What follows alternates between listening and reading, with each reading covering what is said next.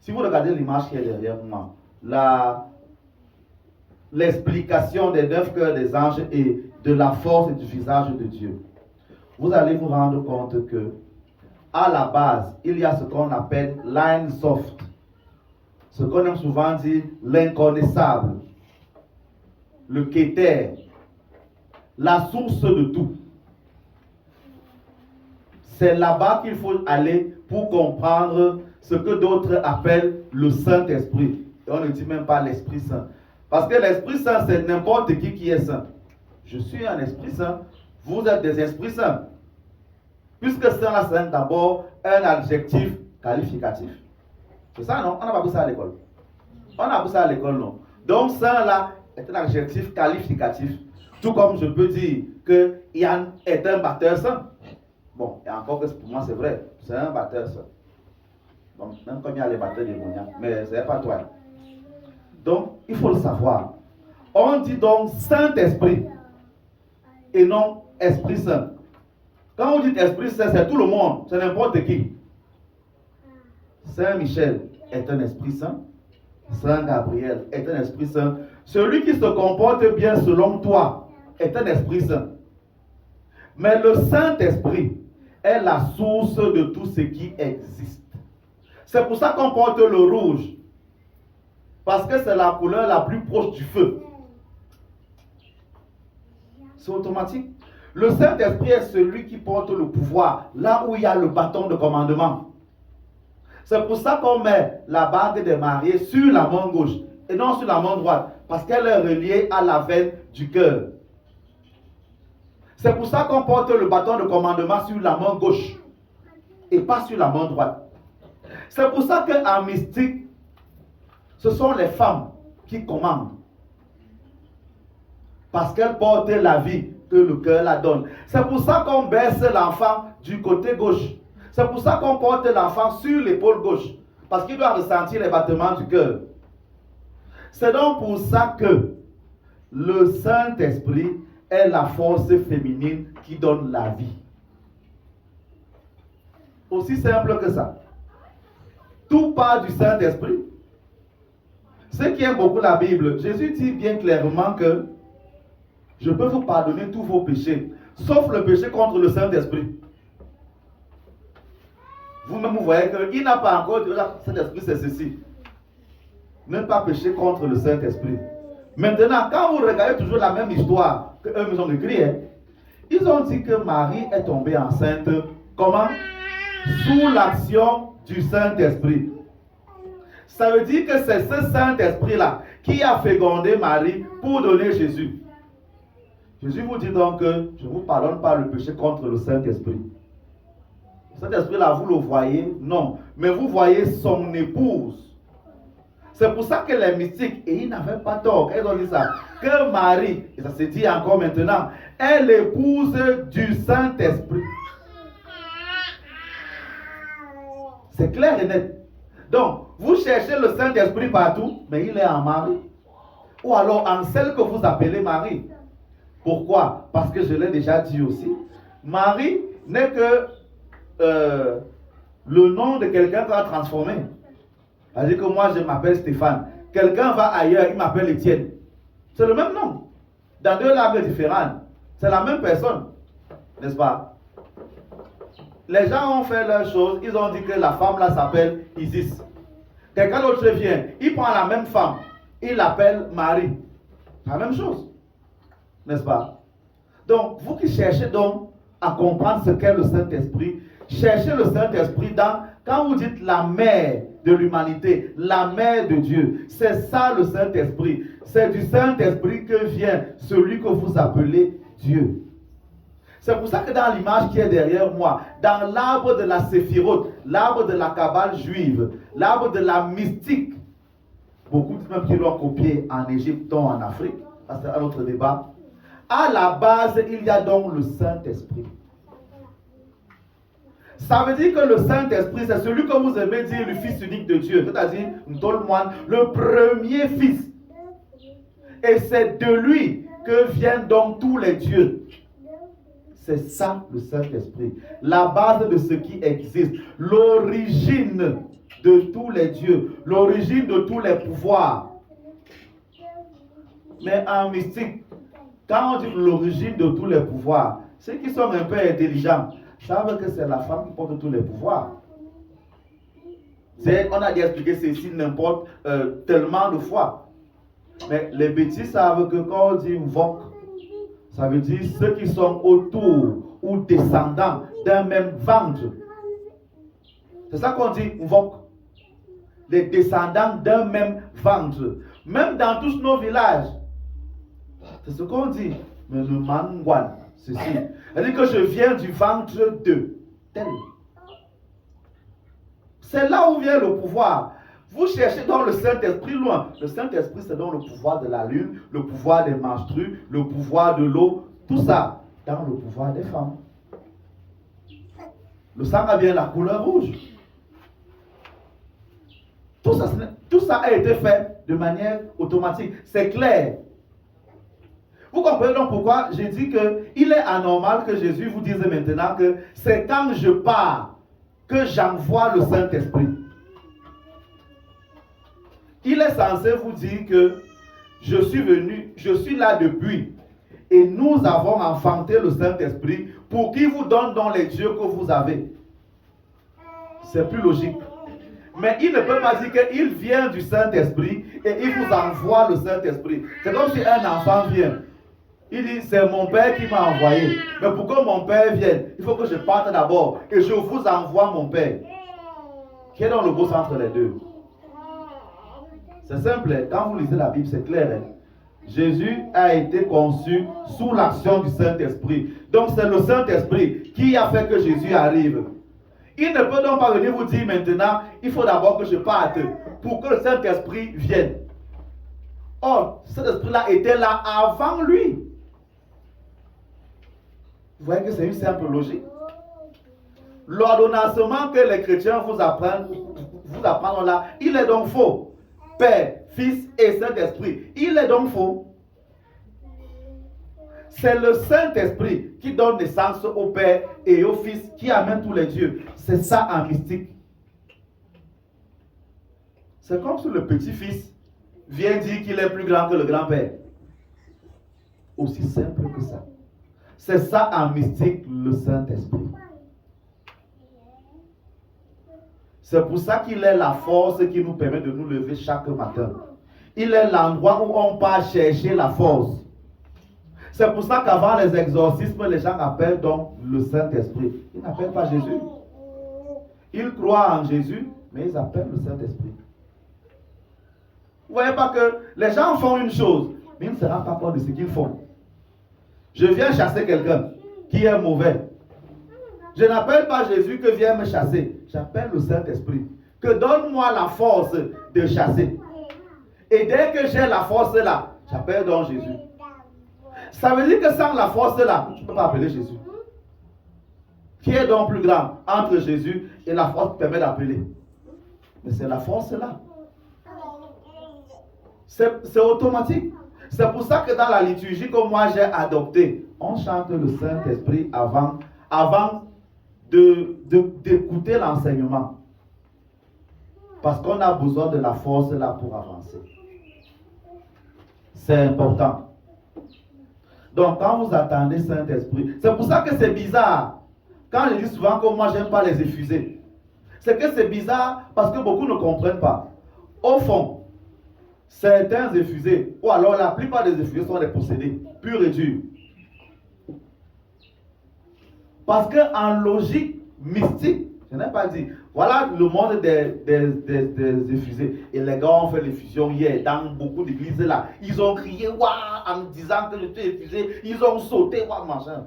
Attendez un peu. Quelqu'un vous dit, je suis effusé. C'est-à-dire, je suis habité du Saint-Esprit, n'est-ce pas? Mais pour définir le travail qu'il fait, il dit, je travaille avec la Vierge Marie, je travaille avec Saint-Michel, c'est le populaire avec Saint-Michel. Tout cela travaille avec Saint-Michel. Bon, le Saint-Esprit qui t'habite là, c'est donc qui est venu chez toi? C'est le Saint-Esprit ou c'est Saint-Michel? C'est qui? Puis c'est pas la même chose. Mais tu dis que tu es effusé. Bon, Continuons. Celui qui est effusé, pour qu'il se mette entre guillemets au travail, il doit entrer en transe. La transe là, c'est comme si lui-même il s'endort. Et l'esprit qui travaille avec lui se réveille et vient travailler. Ça fait donc que c'est ceux qui sont à côté de lui qui vont lui dire après que voilà ce que tu as fait, voilà ce que tu as dit. C'est ce que les effusés font. C'est exactement la même chose que les possédés font. Parce que quand tu es possédé, tu as ce que les psychologues appellent les absences. Ça veut dire que tu fais des choses, tu ne sais pas que tu les as faites. Quelqu'un vient te dire ça après. C'est la même chose que beaucoup appellent les somnambules. Quelqu'un est dans le sommeil, il se lève, il lave la maison, il marche partout. Ce n'est ni plus ni moins que la possession. Donc quelqu'un vous dit qu'il travaille avec le Saint-Esprit, mais il a tous les symptômes d'un possédé. Vous voyez un peu. Maintenant, possédé même c'est un peu comme uniquement dans l'église. Lorsque on est dans le plan mystique, les esprits bons n'ont plus besoin de chair. Je ne sais pas comment le dire autrement. Les bons esprits, les esprits élevés n'ont plus besoin de chair. On dit que Jésus s'est incarné, n'est-ce pas? C'est-à-dire, donc, il est venu dans la chair. On se comprend jusque-là. En spiritualité, il n'y a que les esprits bas qui s'incarnent. Ceux qui sont en bas, c'est eux qui viennent s'incarner. Parce qu'ils ont besoin du corps-ci pour travailler dans le monde où nous sommes ici. Même dans la mystique africaine, lorsque un ancêtre doit revenir, c'est pour une mission bien précise. Et il ne dure pas. Il vient, il fait un travail, il repart. C'est le principe. Ça veut dire que tu ne peux pas dire que tu travailles avec Saint-Michel, mais Saint-Michel a besoin que tu dormes pour qu'il prenne ton corps en otage et travaille. Ça ne passe pas. Ça n'a aucun sens. Ça n'a aucun sens. C'est ce que vous devez comprendre. L'esprit de lumière n'entre pas dans une personne pour travailler. L'esprit de lumière se met à distance et il adoube, donc il montre sa faveur envers une personne. Résultat, celui qui t'affronte voit donc que derrière toi, il y a quelqu'un qui est fort. Résultat, il te laisse tranquille. Il n'est pas dans toi. C'est ça qui est important. Le problème, c'est que les effusés ne savent même pas ce qu'ils font. Parce qu'au fond, en mystique, qu'est-ce qu'un effusé? Un effusé, c'est un récepteur. C'est un poste-récepteur. C'est-à-dire quelqu'un qui a le chakra couronne très élevé. Si vous voulez, la fontanelle très développée. Il peut donc communiquer avec tous les esprits invisibles. À la fois les bons comme les mauvais. S'il est bien formé, il a des incantations à prononcer pour que celui qu'il veut vienne donc entrer dans lui ou alors vienne lui parler parce qu'il est né avec l'antenne. Naturellement, il est né avec une antenne. Tout le monde a l'antenne, mais son antenne à lui est plus développée que pour vous. C'est sa nature. On ne devient donc pas effusé, on est effusé. Depuis le ventre de ta mère, tu as cette capacité.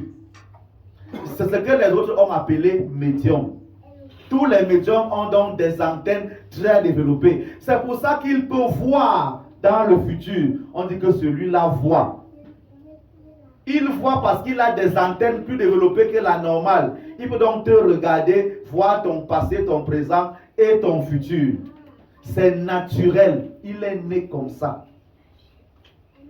Tous ceux qui ont dans cette antenne peuvent communiquer avec les personnes visibles et les invisibles. Le médium peut parler et tu entends ça dans ton cœur. C'est pour ça que celui qui doit lire les lectures pendant les moments mystiques doivent être des effusés qui ont reçu le don de la parole. Quand celui-là parle, ça s'accomplit. C'est lui qui doit donc diriger la prière et parler. Ce n'est pas tout le monde qui doit le faire. C'est pour ça que le don de lecteur, c'est un don. On est né avec. Quand celui-là lit, tu peux. Et c'est le même don-là que les chanteurs ont, que les artistes ont, mais ils n'en ont pas conscience. La plupart des artistes ont commencé dans les chorales. Vous pensez que c'est pour rien? Ce n'est pas un hasard. Eux tous, tu entends que j'ai fait la chorale là-bas. J'ai fait la chorale là-bas. Après, je suis devenu comme ça. Non. Et quand donc l'artiste d'Adam chante, tu te sens pénétré d'une force que tu n'imaginais pas. Parce que c'est un don qu'il a reçu. Et quand il a le don là, l'inspiration est là. Ça coule. On peut dire tout ce qu'on veut de Michael Jackson. Mais quand cet homme-là chantait, il déplaçait les foules. Parce qu'il avait ce don. Et quand vous suivez l'histoire, il n'était pas le seul à l'avoir. Le papa a fait les enfants et tous avaient le même don. Parce que ceux qui ont écouté Janet Jackson chanter ont eu le même effet. Mais lui, Michael, quand il parlait, quand il chantait, il parlait avec une voix efféminée. Mais quand il commençait à chanter, on disait que les morts se réveillaient. C'est pour ça qu'il a fait un pacte, malheureusement, pour sortir le son qui a été le plus vendu sur Terre jusqu'à l'heure actuelle, Thriller.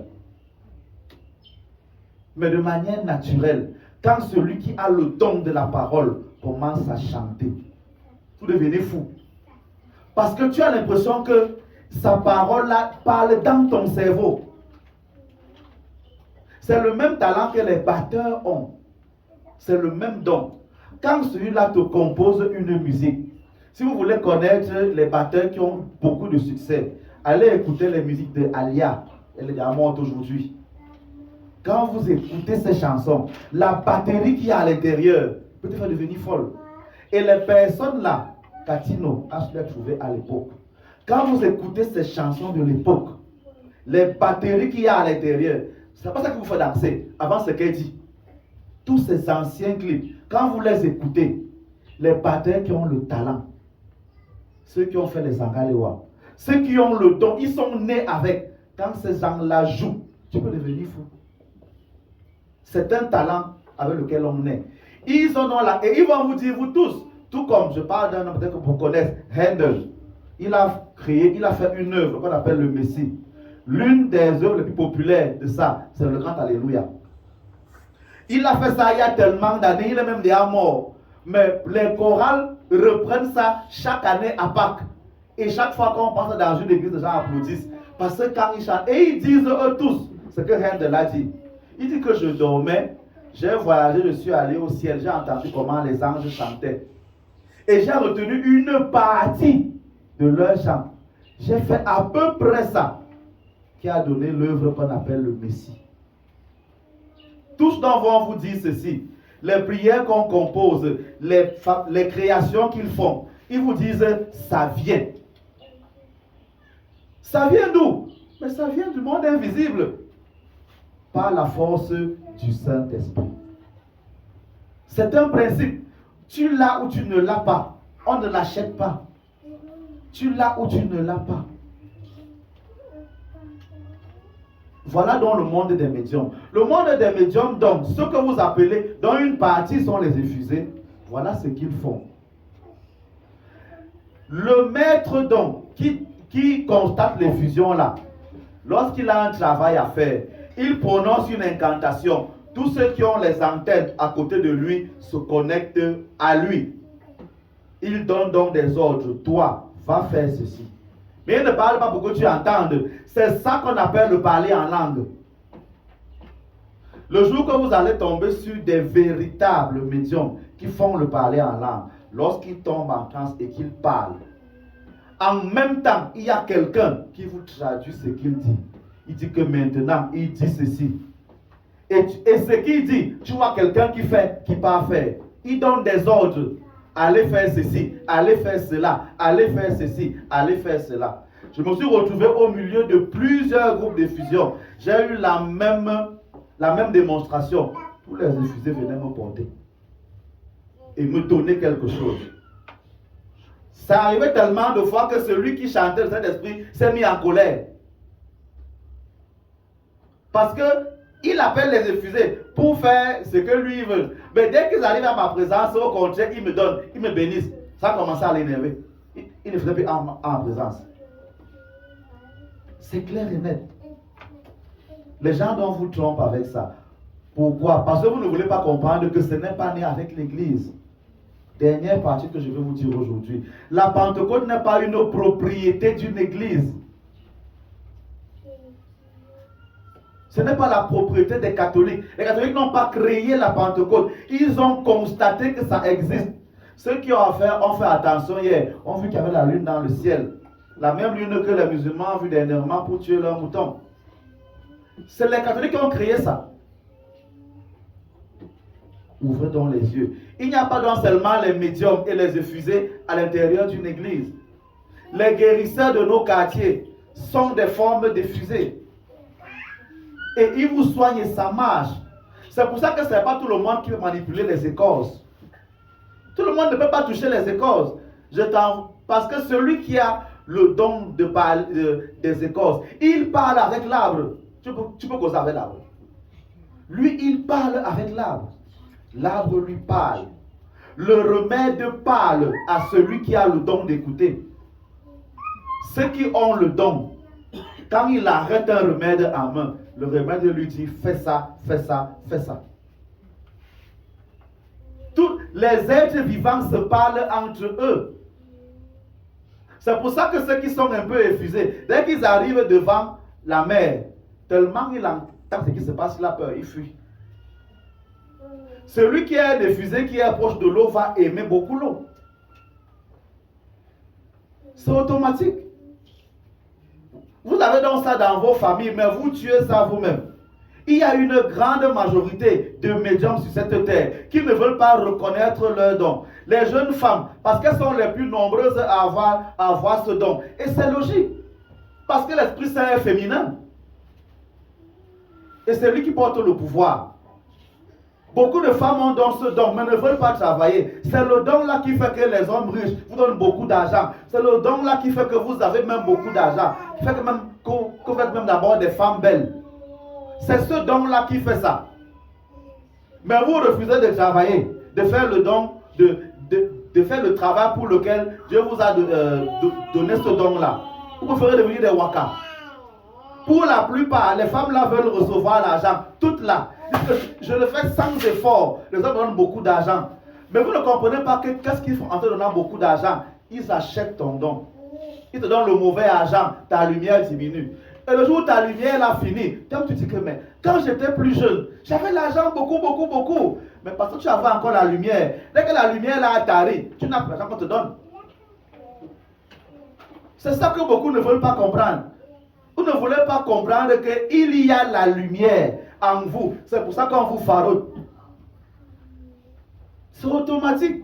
Pourquoi vous ne voulez pas l'entendre? Il y a donc une quantité de médiums dans vos familles. Ça commence même par beaucoup de parents. Dès que ton enfant vient te dire qu'il a rêvé saisi, tu dis, mouf, tais-toi. La sorcellerie te dérange. Il y a une maman qui disait à ses enfants, il voit dans le roi. Et un jour, je dis à la maman là que maman, on ne dit pas ça. On ne dit pas ça. Elle dit, mais comment l'enfant vient me dire qu'il a vu comment quelqu'un est mort? C'est comme ça.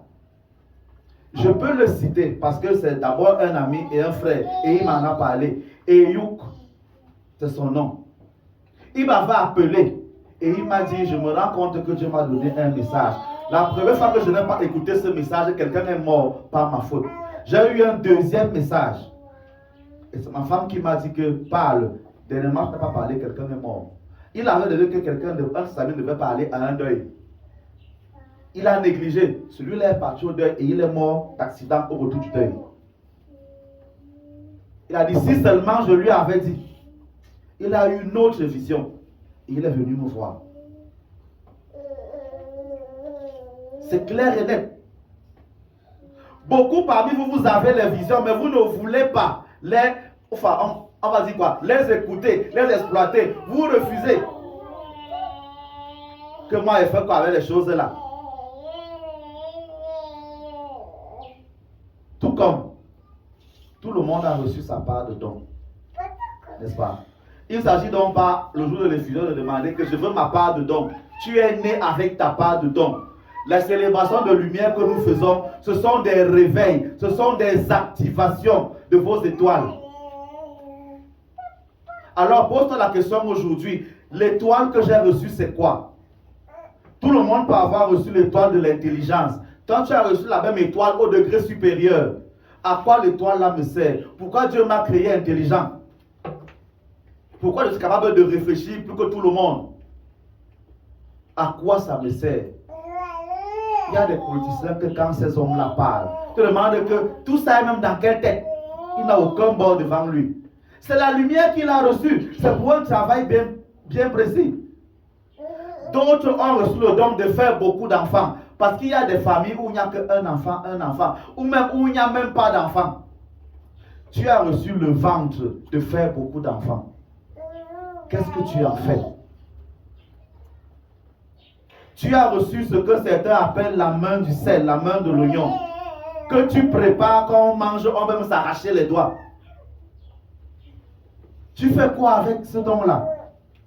Tout le monde n'a pas ce don. Tu as reçu quelque chose. Chacun a son degré. Tous les médiums ne sont pas faits pour être prêtres. C'est ce qu'on dit ou bien sœur. C'est ce qu'on vous apprend dans vos familles. Dès que quelqu'un prie un peu beaucoup, non, il faut que tu pas devenir prêtre. Il faut que tu pas devenir sœur. Ce n'est pas le seul travail des médiums. Certains sont nés avec le bic. J'en parle souvent ici. Il y a un chef que je connais, un chef de son village que je connais, il peut être sous n'importe comment. Dès qu'il s'agit de faire l'école, le vin n'a pas, il sort privé de sa classe. Faites comme vous voulez, c'est le don qu'il a reçu. Certains ont reçu le don de la force, qui sont physiquement forts, quel que soit leur âge. Qu'est-ce qu'ils en font? Certains savent créer les choses. Pour qu'il y ait le smartphone comme vous avez là, il a fallu qu'un homme qui s'appelle Steve Jobs pense ça. Ses enfants, sa descendance mange encore son argent jusqu'à aujourd'hui. C'est lui qui a pensé le téléphone plat, tactile. Avant, il y avait votre truc qui vous donnait, votre qui vous donnait les panaris. Il a pensé ça. Quelqu'un a pensé ça à l'époque. Toi, qu'est-ce que tu as reçu? Si tu as reçu le don de créer, crée des choses. Tout le monde n'a pas reçu le don d'être milliardaire. Les gens vont donc vendre leur ventre et une partie de leur corps pour avoir beaucoup d'argent. Qu'est-ce que tu as reçu? Tout le monde n'est pas né pour être beau. Il y a des gens qui sont laids. C'est ça la question d'aujourd'hui. Qu'est-ce que j'ai reçu comme don? Qu'est-ce que j'en fais? Et les dons sont résumés dans les chakras. Voilà les 7 chakras là-bas. Pose-toi la question, quel est le chakra qui est développé chez moi? C'est ça la question. Tout le monde ne peut pas tout faire à la fois. Est-ce que tous ceux qui ont 2 pieds savent jouer au football? Vous devez le comprendre. Alors, il ne s'agit pas de dire aujourd'hui, je veux mon miracle, je veux ma part de don, crée-moi ma part de don. Non. Il s'agit de dire, le don que j'ai reçu, je le fructifie. J'en prends conscience. C'est ça qu'il faut savoir. Tout le monde n'a pas reçu le même don. Vous pensez que c'est facile d'être médium? D'être debout, de parler pendant des heures. Vous le faites attentivement quand vous dansez. Faites un peu ça quand vous ne dansez pas. Ce n'est pas donné à tout le monde. Ce n'est pas donné à tout le monde de manipuler les métaux précieux. Même être coiffeur, même être coiffeuse, ce sont des dons. Quel est le don que tu as reçu? Comment on connaît qu'on a un don? Le don, c'est ce qu'on fait facilement, sans effort. Une chose que tu aimes et que tu peux faire tout le temps, sans te fatiguer, sans qu'on te paye. C'est ça ton don. Qu'est-ce que tu peux donc faire facilement? Qu'est-ce que tu aimes donc faire naturellement? C'est ça. Bon, c'est vrai que maintenant, dans beaucoup de familles, on donne les fous même dans le ventre. Les gens disaient que c'est ça leur don. Sortir la nuit. C'est ça. Que voler, voilà, les étoiles, les gens. Je n'arrive pas à comprendre comment l'eau bénite énerve les gens. Donc, si ça les énerve, ça veut dire ce que ça veut dire. C'est ça le problème. Donc, votre don là, c'est de voler pour les autres. Comme Dieu est quelqu'un d'intelligent, il nous a donc créés nous pour vous faire du mal. Il vous a créé pour voler les gens, d'accord. Il a aussi créé les protecteurs comme nous pour vous taper. Quel est le don que tu as reçu? Qu'est-ce que tu fais de ton don? Qu'est-ce que tu fais de ton don? C'est très important. J'ai pris beaucoup de temps pour expliquer ça, pour que vous le compreniez. Je n'ai même pas tout fini parce qu'on peut détailler ça pendant des heures. Puissiez-vous comprendre à peu près quel est le vrai Saint-Esprit. J'ai expliqué que beaucoup de fusées et de médiums sont des femmes. Vous les femmes, avez-vous conscience que vous avez en vous un tel pouvoir? Qu'en faites-vous?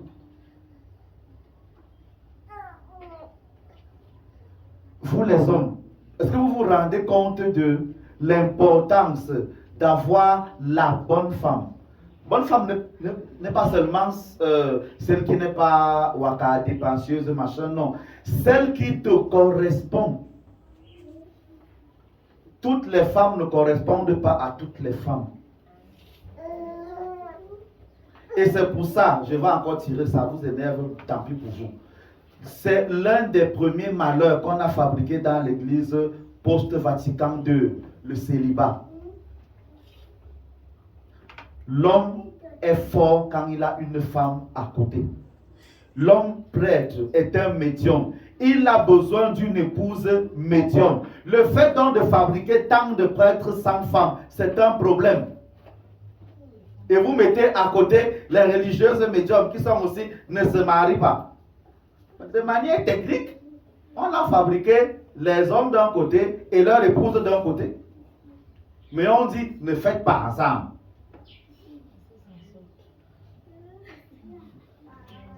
Il y a un type, et c'est facile de voir, dans beaucoup de nos familles, il y a des femmes qui aiment seulement le sacré. Dès que voit la soutane, non, fais tout ce que tu veux là. C'est là-bas que sa tête est partie. Il y a donc des femmes que Dieu a préparées pour être nos épouses. Il y a donc des femmes que Dieu a préparées pour être les épouses des hommes de pouvoir, les épouses des hommes riches. Il y a des femmes parmi vous là que si on vous met à côté de Bill Gates, 2 ans après la richesse est finie. Il y a des femmes comme ça, elles ne savent pas créer la richesse, elles savent faire autre chose. Il y a des femmes là que dès que tu sors avec elles, tu deviens riche. Toi, tu es quel genre de femme? Tu es quel genre de lune? Tu es quel genre de Saint-Esprit? C'est ça que tu dois te poser comme question aujourd'hui. Bon, je sais que dès qu'il finit de parler là, ma part va finir au niveau du portail là, et les barres vont se remplir, il n'y a pas de problème. Retenez donc au moins une seule chose, que le Saint-Esprit est le pouvoir qui donne tous les pouvoirs. Si vous avez retenu ça, c'est déjà une très bonne chose. Je vous souhaite donc de continuer votre vie en réveillant chaque jour la force du Saint-Esprit que vous avez en vous. Ce n'est pas le jour de la confirmation que vous recevez le don là, le Saint-Esprit là. C'est dans le ventre de vos parents que vous recevez ça. Car tu es né bête. Même si tu reçois 50 impositions des mains, tu vas tout rester bête. Mais tu peux être intelligent et devenir bête après. C'est important. Puissiez-vous le comprendre. Puissiez-vous bénir vos ancêtres à travers qui vous avez reçu les dons que vous avez. Puissiez-vous réveiller ces dons pour que l'avenir de notre pays, l'avenir de nos familles puisse être radicalement différent parce que chacun va faire le travail qu'il a à faire pour développer sa famille. Si toutes les familles sont développées, alors les villes seront forcément développées. Évidemment, le pays le sera. Parfois, nos pays sont comme nous sommes là parce que certaines familles se gâtent entre elles. Et comme le poison se répand rapidement, ça se répand aussi à côté. Alors, travaillons pour développer nos familles. Travaillons pour réveiller les dons de nos familles. Travaillons pour être des lumières dans nos familles, des lumières dans nos quartiers, des lumières dans nos associations et dans nos réunions.